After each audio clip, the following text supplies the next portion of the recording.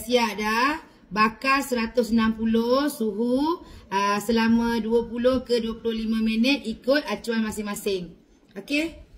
Kita dah share பண்ணி முடியும் feedback. Tengok ni Ni panas-panas lagi. Bunga dia cantik je.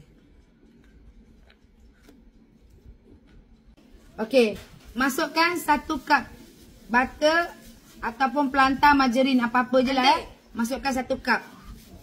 Yang ini kita guna cup kita tak guna timbang, kita guna cup. Gula asin 1 cup. Masuk Pula 6 பண்ணுங்க, pula 6.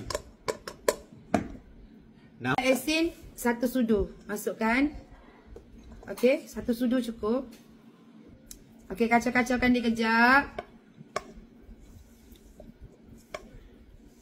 Telur sebiji.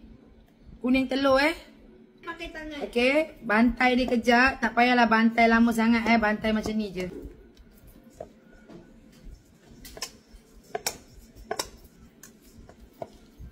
Tak nak pusing, tak nak. Masukkan warna kuning sikit. Kuning lemon sikit je. Bagi dia kuning-kuning macam tu. Tepung jagung 1 cawan. Tepung jagung 1 cawan. Tepung custard setengah cawan. Okey. Okey, kita campurkan dia semua. Tepung gandum 1 cawan setengah. So masuk 1 cawan dulu. Tepung gandum. Okey. Lepas tu masuk setengah cawan. Masuk Okey, gaul-gaulkan dia.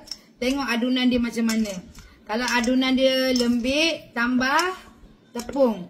Kalau adunan dia keras, tak payah tambah tepung. Faham tak?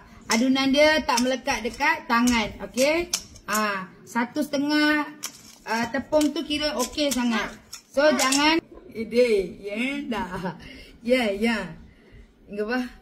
You letak biskut tu, Amang bagi biskut ni makan. Enak. Dia nak biskut kana tu. Dia dalam plastik je. Cuba keluarkan barang-barang. Tolak kotak kat sini.